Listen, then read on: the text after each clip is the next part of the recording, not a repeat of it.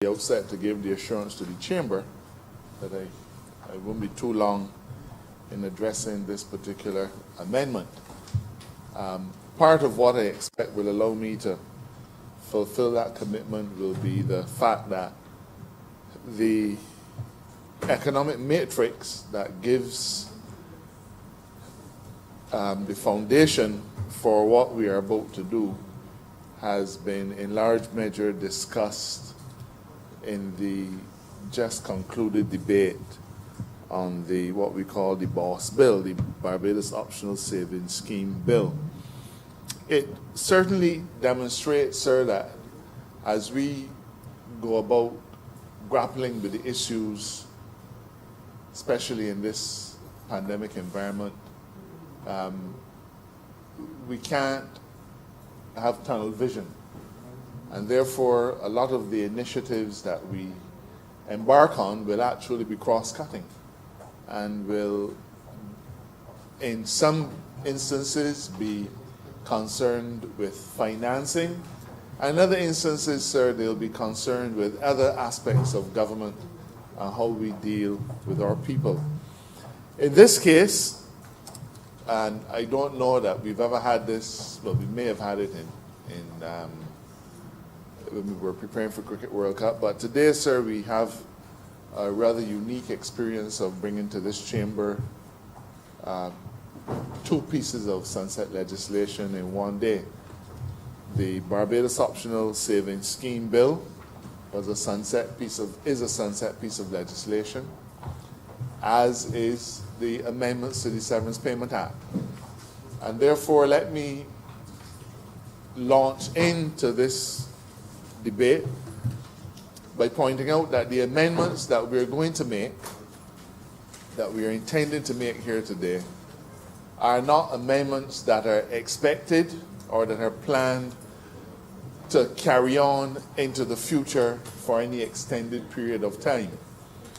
Sunset legislation, sir, is the nice name that we give to a piece of legislation which is only going to operate within a relatively narrow window of time. And we call it sunset because at a given point, the sun will set on its existence and it will cease to be much as the day as we know it would cease to be. So this piece of legislation is temporary in nature, and it is therefore not intended to affect the severance rights and obligations of the Barbadian worker beyond the limited period of time in which we find ourselves. Now, sir, I don't want to trespass too much on legal theory, but much of what we've been doing over the last 2.5, 3 months has been things focused on arresting the spread of COVID as an illness, as a disease. That is what has been keeping the Minister of Health, myself, Minister of Education, the Prime Minister, that's what's been keeping us awake most nights. How do we arrest the spread of the disease COVID-19? But at the same time, sir, we have been forced to come to grips with the fact that there are things that are the result of COVID-19 that we also have to grapple with. And that as successful as we are in relation to fighting the scourge, if we don't, with some alacrity, deal with the economic issues, the labor issues, the manpower issues, then, sir, we will have solved one set of the equation, but the other set of the equation will go a-begging. So while we've been focused every day on keeping our country safe as far as COVID is concerned, we are also equally obligated to keeping our country safe as far as its economic lifeblood is concerned. Now, Mr. Speaker, even before this administration took a decision to shut down the country, companies, enterprises, businesses in Barbados were all feeling the impact of a COVID critical world. They were feeling it because tourism numbers started to decline. In our early meetings, and I think the leader of the opposition would well remember that he was part of a consultation hosted by the Prime Minister, where the various political parties, the civic society, the church, every sector was represented. And there was a presentation by tourism, sir, and that was even before we thought about shutting down. And the hotelier said that already they were beginning to see large numbers of cancellations, and that they were at the point where they needed to respond to those cancellations. Businesses that had had orders, non-tourism related businesses that had orders put in from overseas, found that those orders could not be fulfilled because the manufacturing entities in China that would have made and shipped them were shut down because of COVID. And that was in the early stages, sir. And our businesses in Barbados began to respond. How did they respond? For the most part, Mr. Speaker, they tried to encourage staff members to take vacation. You know, sir, one of the first things that you do in any enterprise, if you see that your economic activity is drying up, you start to think about cutting costs. How can I cut costs? How can I preserve my business? How can I go into a mode which is almost a state of dormancy, but still of a kind that will allow me to emerge at the other side as a fit and viable enterprise? And so, sir, even before our first COVID directive took hold on the 28th of March, Barbadian enterprises had begun to lay off workers. Many of them began by sending their workers on vacation. Others moved immediately to a layoff situation. Sir, by amending the Severance Payment Act as we propose today, it is that particular milieu that we'll be dealing with. Sir, under the existing legislation, an individual who is on layoff or short time for a period of 13 consecutive weeks has a right to serve on his employer a notice saying, "You have kept me on short time or layoff for the last 13 weeks. I don't know what my future is with you, and I am therefore opting to take severance payment. I am terminating my contract with you. I consider my employment with you to be at an end. I am taking severance payment. Pay me what you owe me under the Severance Payment Act." Now, sir, this has been happening from the time we had the Severance Payment Act. I think the current act was enacted in 1971. It is not an unusual occurrence. But what is unusual, sir, what is unusual, and what we're here to address, is that unhappy coincidence which finds large numbers of businesses all at the same time being exposed to the potential of large numbers of severance, of persons claiming severance at the same time. Now, I'm not going to project what the leader of the opposition will say. He'll probably say that we only looking out for big business. On the other hand, he may say nothing. Whatever he says, we will deal with. But the fact is that small businesses have laid off people, as have large enterprises. But in every instance, sir, the potential cost of a severance payment claim in an environment where economic activity is suppressed by, in some instances, as much or more than 100%, can have the potential of crippling those enterprises. So whether you are a cook shop in the middle of St. Joseph, a manufacturing concern in one of our manufacturing sectors, a hotel on the West Coast, or any kind of enterprise, doesn't matter. Severance payment claims can present a tremendous difficulty for a business in a situation where there is no economic activity, sir. And, you know, I don't know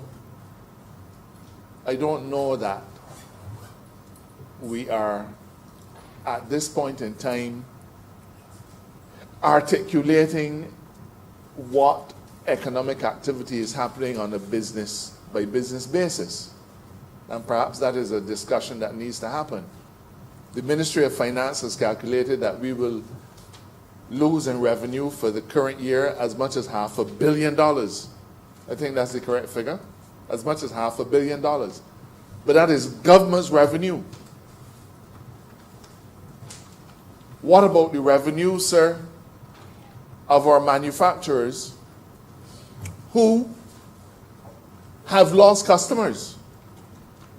What about the revenue of our merchants or people in the distributive sector who have also lost customers?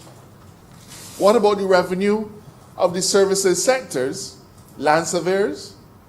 I understand from talking to land surveyors that the demand for land surveying services has virtually dried up.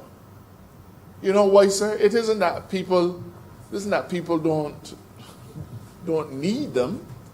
It is that in an uncertain economic environment, business dries up. And when business dries up, people who were thinking of making land investments put it on the back burner. People who were thinking of buying life insurance put it on the back burner. People who were thinking, sir, of borrowing a piece of money to do a renovation at a home, they put that on the back burner too. We could perhaps have done this as a conjoint debate, as a cognate debate with the boss bill, because the characteristics are so common. They're so common, sir. So when businesses are under threat, the notion of having to pay severance is one that becomes more than uncomfortable.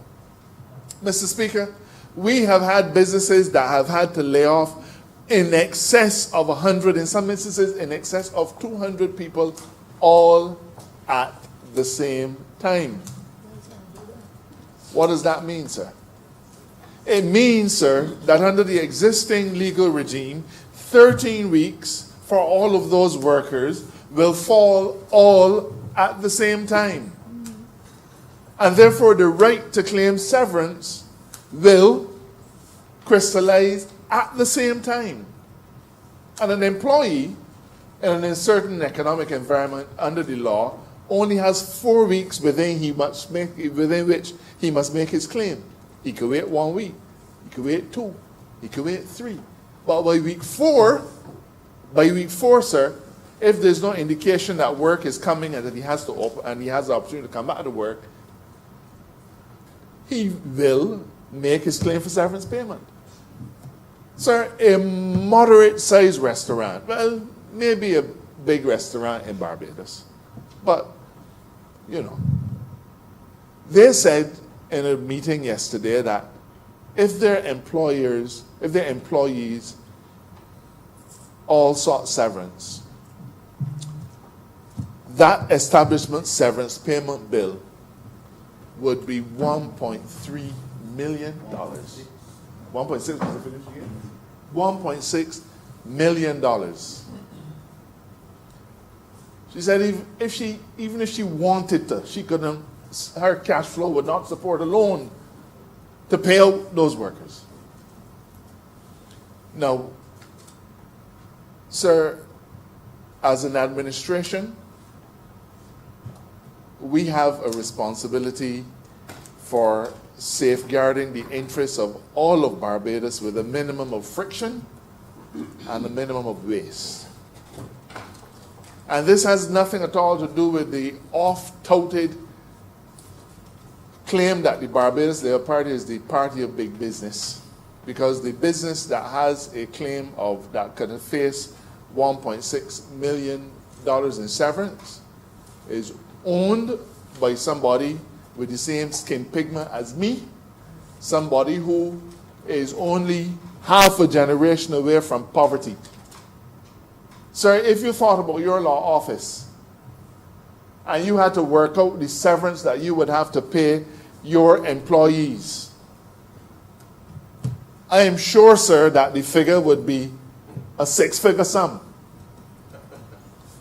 And coming upon you at a time when business is diminished, you would have to figure out, well, how can I sustain that? There's another side to the equation, and I expect that it will be spoken about by one of the other speakers. But that has to do with what happens if the employer can't pay severance. He or she will have to send his employees to the severance payment fund. And the severance payment fund, as it always does, will pay. But the first question is, will pay when? Because there is such a backlog at the severance payment fund in terms of matters before the tribunal that dates back years, that by the time an employee is able to actually benefit from a claim to the fund, 4, 5, 6 years will pass. And even if there was an expedited process, the number of claims that would be made against the fund are potentially of such magnitude as could make the fund illiquid. So, as we look at the landscape, we've had to work out what can we do to help to preserve businesses, because businesses employ labor. What can we do to help to preserve the liquidity of the severance payment fund? What can we do to make sure that labor continues to see the benefits that they have subscribed for and worked on, and on which basis they've worked for now 50 years? And all of those things have to be dealt with at one and the same time. So, what is our solution? Our solution, sir, is to so amend the Severance Payment Act as to extend the period of time after which your right to severance will crystallize from 13 weeks to 22 weeks. Now, some people say, well, why 22 weeks and not 26? Because, sir, you have 4 weeks within which you can serve a notice. So we extend it to 22 weeks, and you have another 4 weeks within which you can serve a notice, which takes you to 26. What's the magic number of 26, sir? At this point in time, a person will collect an unemployment benefit for 26 weeks. And after 26 weeks, the unemployment benefit stops. So all of these are the things that have had to go into this equation. So what we're saying, sir, by amending this legislation is that we're between 1st March and the 30th of April. Remember I said, sir, that businesses began to feel the pinch of the COVID pandemic and start to lay off people. By 1st March, early signs were beginning to manifest themselves. So those are the 2 dates that we've selected, 1st March and 30th April. If you've laid off people within that time frame, and sir, let me make it clear that there's no science to this. There's no science to this. So this is not feet and inches. This is not grams. Okay? We're working on the basis of reasoning, logic, and principle. So entities that have laid off individuals in that time frame, we know, sir, that they will be under pressure in week 13. In fact, sir, all like today will be week 13. And those businesses will be under pressure from their employees, because the employees, as of right, will say, give me my severance. But, sir, we've only yesterday said to the country that we are returning you to the pre-COVID environment. And it takes time for those businesses to ramp up, start to get back customers again. Some of them, we anticipate, sir, will not get back customers again for perhaps a year and a half. Depending on which news channel you watch on mornings, they say that Main Street shopping in some places will not get back to what it was for another year and a half, in some cases 2 and 3. Tourism numbers will not get back up to where they were before. Certainly, in another 6-8 months, they just can't. So, by extending it to 22 weeks, sir, we're trying to give those businesses that have now reopened a 9-week breathing space. Now, sir, we can't guarantee anybody that in 9 weeks they will be up and running. We can't, sir.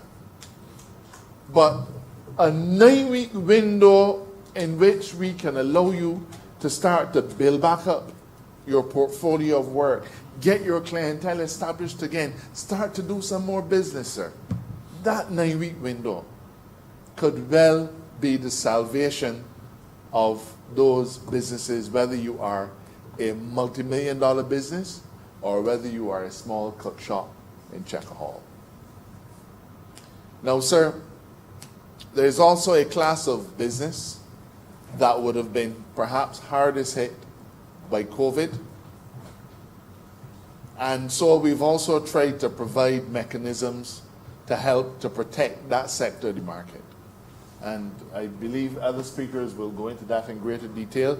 But the second major amendment that we are making is an amendment which says that if you laid off people before 1st of June, which is 2 months ago, in circumstances where your business was affected by a reduction in international travel, and that's measurable. Minister of Labor can tell you, with his vast experience in the hotel sector, that those are things that have been measured time and time again. So that's not any amorphous thing. So if you've shut down because of that, and as a result of the COVID directives that we've issued, then your employees that have been laid off will also get the benefit of it. Will also have to wait 22 weeks. So again, another set of people. Now, you may well ask, as I'm sure the Leader of the Opposition will ask, well, what happens if you don't fall within either of those categories, either lay off between 1st of March and 30th of April, or laid off prior to 1st of June as a result of diminution in travel and the COVID directives? In those instances, sir, and again, it's not science, but we have had an eye to what categories those businesses are. And we will allow those businesses, we will allow the employees who were laid off in those businesses to retain the 13-week right. So, sir, it would have been a wonderful thing if we could have said everybody can go to 22 weeks. It would have been. But, sir, I've said it several times, as we manage, we have to make sure that there's a minimum of friction and waste. And what that means is that we have to find, if you were a golfer, you would say the sweet spot. But if you're not a golfer, you would probably say we have to find the right mix. We have to find the right mixer that will help us to cater to as many businesses as possible. Yes, of course, there will be some that will not fit within this regime, but we've worked out, we've calculated that those businesses had earlier opportunities to open, and therefore had a head start on other businesses. So we've done as best we could in the circumstances with all of the data available from the Ministry of Finance, the data available from the economic records at the central bank, to try to work out what is that sweet spot, what is that right mix that allows us, sir, to help to protect businesses so they survive. But what about labor, sir? I'm satisfied. In fact, if I weren't involved in it, I would probably say I was impressed. Because at every step of the way, a tremendous level of consultation took place with labor. This consultation involved several meetings with the Barbados Workers Union and helped with their suggestions and recommendations to craft the bill in the form in which it currently is. In fact, sir, their interventions improved it significantly beyond the early scheme that we had. And in return, Mr. Speaker, for asking employees to suffer the burden of an additional 9 weeks, we have determined that those employees who claim after 22 weeks severance pay will not have to go in the back of the line as far as applying to a severance payment tribunal. I've indicated to this chamber that right now you're looking at 5 and 6 and 7 years of delay. And what we're saying is, sir, an employee who has had to give up another 9 weeks, another 9 weeks of hope, another 9 weeks without the opportunity to claim his severance, we're saying that we're going to compensate you. We're making up for that by creating an expedited process so that you would not have to suffer the long delays that are attended with a claim before the severance payment tribunal. So as to be able to work that system out, we've provided in this bill that the minister will, by order, be able to determine what that process is. We've already begun to have discussions with labor to try to come up with a mechanism that will see all of those kinds of claims fast-tracked. So, sir, yes, they have to wait an additional 9 weeks, but what I'm saying is if they have to claim severance, we are making up to them that additional 9-week impediment by having an expedited arrangement. Mr. Speaker, individuals who are, and we've tried to make sure nobody falls between the cracks here. So even though by this sunset legislation we are denying the applicability of the current regime, we have provided in this bill that we're under the current regime, you have acquired rights, except for those two categories, that your rights will be preserved even though this legislation comes into place. So, sir, I could probably go on for a lot longer, but I don't think it's necessary. What we're trying to do is to throw a non-financial lifeline, sir. Very often, governments are called on to dole out money. Businesses are suffering, we want money. Businesses are suffering, we want tax incentives. Businesses are suffering, they want. We've not taken that approach in this context. What we've said is let us find a structure that will provide an economic lifeline to an enterprise while at the same time preserving the opportunity of work for an employee. And those two things, sir, are perhaps the two most important, because you can't have one without the other. If the businesses don't survive, there's no employment.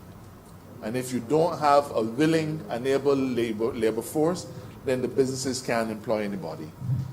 Labor wanted a shorter period. The employers wanted an even longer period. We couldn't accommodate both.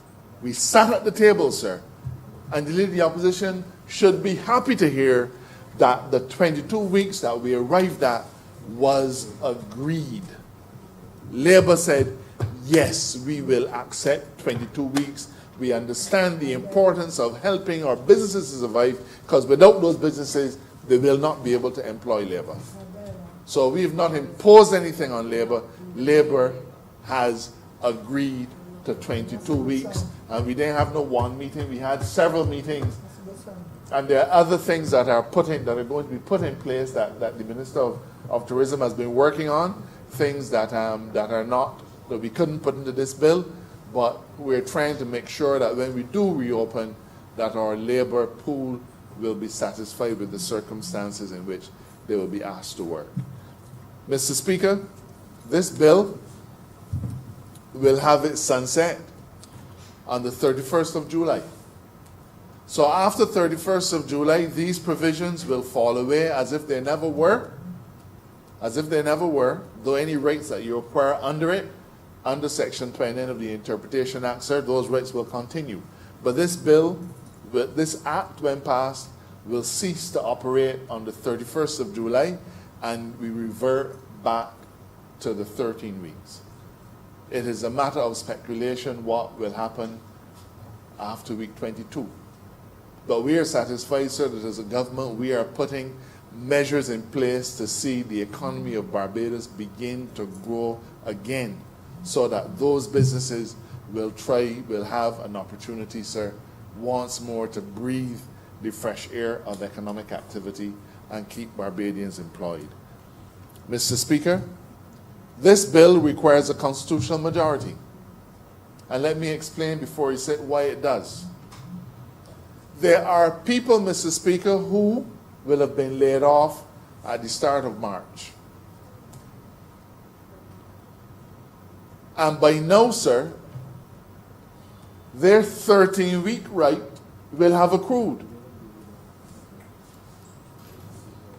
But by extending that 13-week period to a 22-week period, sir, you will immediately capture the concept. We are taking away from an employee a right that has accrued. We are taking away from them a property right that has accrued and that has value and meaning and body today. And we are saying, wait 22 weeks. We're taking away a chosen action. We're taking away a property right. And we're saying, we're moving this right down by another 9 weeks. So that is a depriving of that individual of a property right. And therefore, it requires that this bill be passed pursuant to the provisions of Section 49 of the Constitution. But I want to say, sir, I want to reiterate that while we are mindful that we are taking something from them, we recognize that that taking away really gives the business an opportunity to even preserve the employment, and in the event that it just cannot be preserved, we're compensating that individual by providing an expedited process for severance claims to be heard so that they can get their money sooner. Mr. Speaker, this last 3 months has not been easy. A generation of Barbadians has been forced to preside over something that perhaps we've not seen since World War II. I don't know of anybody in living memory who is able to testify to having endured the hardships that were present at the time of World War II. There must be some, of course. But we've tried to make sure, Mr. Speaker, that Barbadians throughout this pandemic have been able to have food. In some countries, they do not. We're trying to make sure that our labor force has been treated fairly and that their rights have been preserved. In some countries, sir, they have not. We've tried to preserve a healthcare system that continues to work for all Barbadians. In most countries, sir, they have not been able to achieve that. It hasn't been easy. But throughout this entire exercise, we've always seen it vital to bring all interested parties to the table and talk all parties through it. And as recent as yesterday, sir, engage them in the decision-making process. We went from an administration which was famous for having said, you could like it or you could lump it. In those days, no regard was had for what the people wanted or what the people needed. We've had administrations, sir, that have outright fought with the business sector. Coincidentally, the same administration. We've learned from those lessons. We've learned from observing those lessons and how history has treated to those individuals and to those entities. And we are mindful and careful not to commit any of those errors. So we've consulted with everybody that had to be consulted on this bill. And we know, sir, that everybody will not be happy. There are some individuals that have already expressed a preference for us to have done one thing as opposed to this. Some would have preferred if we did that as opposed to the other. But we've tried to build a consensus where possible and try to hit upon that right mix that will allow our businesses to survive and continue to employ Barbadians while making sure that they benefit from giving up any rights that have crystallized, sir. I commend this bill. It is the product of many days and nights of hard work. I am satisfied, sir, that it takes us to where we need to be, and that to the extent that it has the impact of taking away rights from people, I am also satisfied, sir, that it is for the peace, order, and good government of this country, and that at the back end, they will see a benefit of an expedited process. I'm obliged to you. I'd like to move that this bill be read a second. Honourable St. James Central. Thank you very much, Mr. Mr. Speaker. Mr. Speaker, the matter which is before this House is one which is exceptionally critical for a number of reasons, and the importance of it can be seen through many perspectives. From the perspective of capital, the owners and operators of business, Mr. Speaker, sir, it assumes a critical importance because it effectively acts as a lifeline for businesses that have been shuttered and closed and continue in some cases to be closed and have been closed probably for the last 3 months. Many of these businesses, Mr. Speaker, sir, in Barbados have seen either very little revenue, and in several cases they have seen absolutely no revenue at all. It is also a fact, sir, that from the perspective of owners of these businesses, the reality of the COVID-19 experience as it hit Barbados, as it affected this island, has been one in which they would have seen steep declines in forward bookings from as early as during the month of January and during the month of February. So that even while people were still operating, they were seeing the beginnings of a negative trend in business. That applies obviously to the hotels.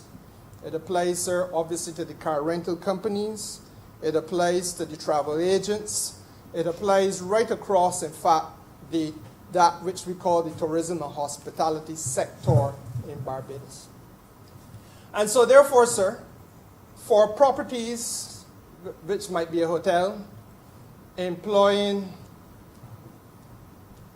100 or so people, in some cases more than that.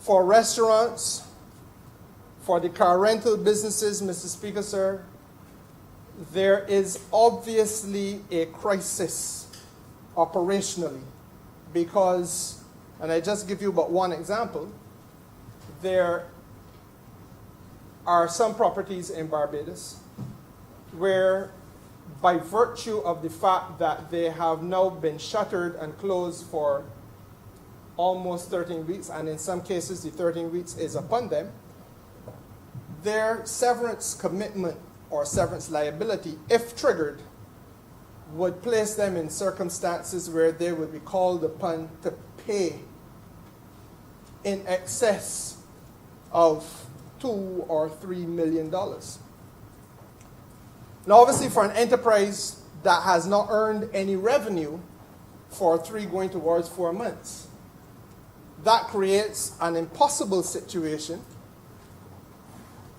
and would put them in a situation, sir, where if they cannot meet the severance payment liability, then the state would have to step in. And the learned Attorney General is quite right, and it brings me to the second perspective from which this piece of legislation must be viewed as being urgent, and that is the perspective of the Crown.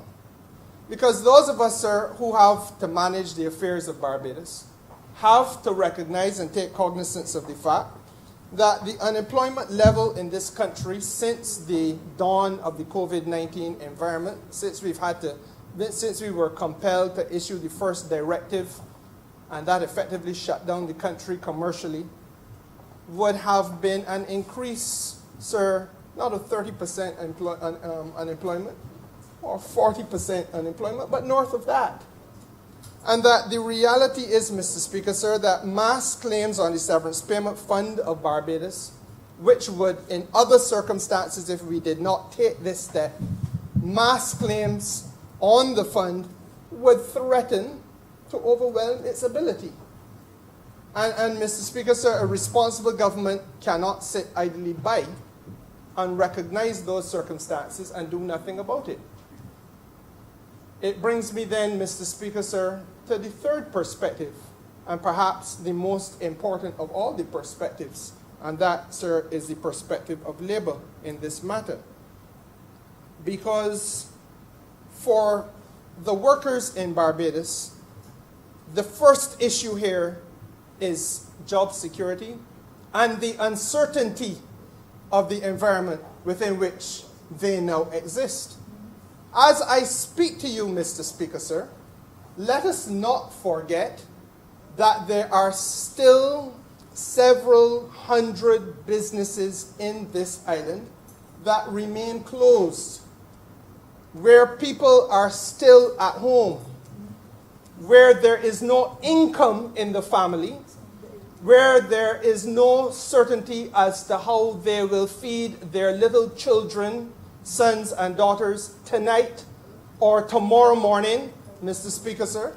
There's no certainty as to how the utility bills and the fixed obligations of a mortgage or the rent or the car loan or any of those other things, sir, can be paid. Mr. Speaker, sir, there is no certainty as to how or if they will access employment again, because in the event that we do not do that which we are now here about to attempt to do in your house, then, Mr. Speaker, sir, those businesses that previously were able to fuel the financing of the households that I'm talking about, and in my constituency, which, as you know, is part of the west coast of Barbados, and therefore intimately connected to the tourism and hospitality sector. In my constituency, we are talking about several households running into the plurality of over 1,000 of them. And Mr. Speaker, sir, the certainty, or rather the uncertainty of knowing what their fate is the issue for us tonight.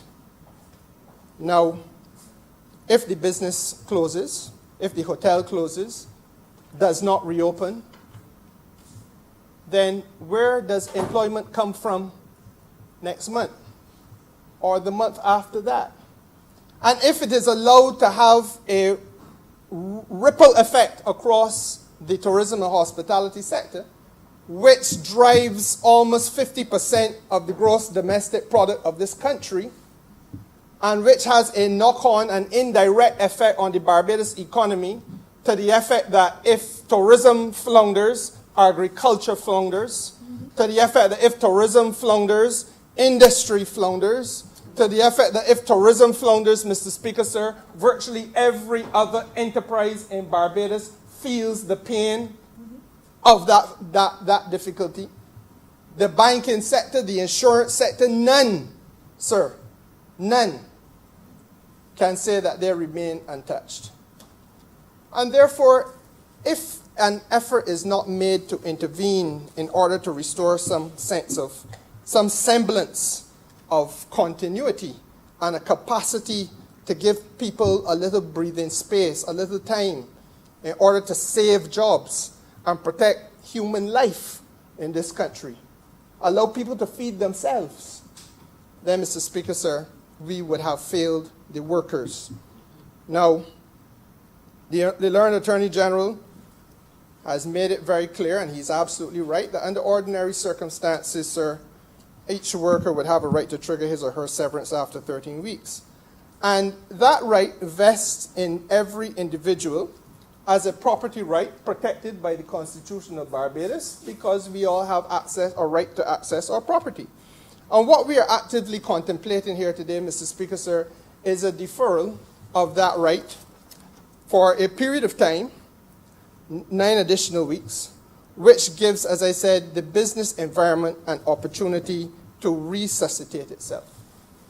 Now, I don't want to go into the legalese of the matter because I think that the Attorney General has done so more than adequately. But there's another aspect to this that we must speak to.